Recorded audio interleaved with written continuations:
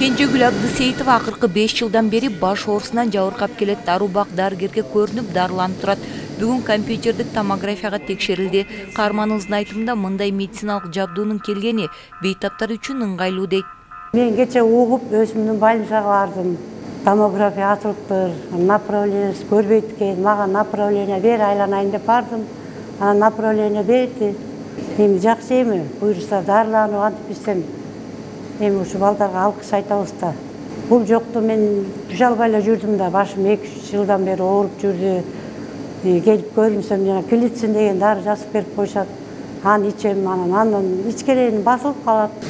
Компьютердик томография ишке киргени кайрылган жарандардын саны күн санап арбып барат. Заманбап медициналык жабдуу илдетти так аныктоого жардам берет. Биз ушу жыл жаңырганы январь айынан тарта, январдан биз 3-нөн баштап компьютердик томографияга тартып, бейтаптардын дартын аныктап баштадык да.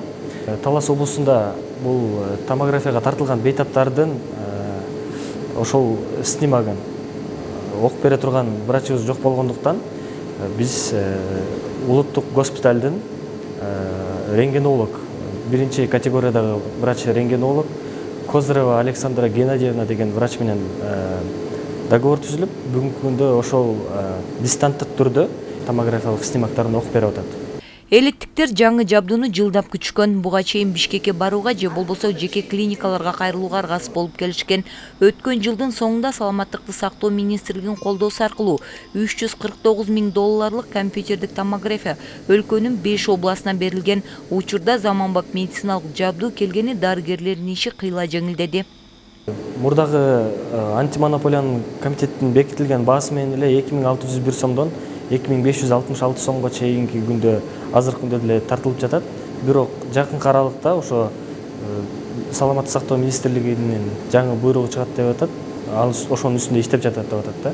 Бизге ошо 1,5 миңдин айланасында болот экен. Бирок пока азыр 2601 сомдон тартып атабыз.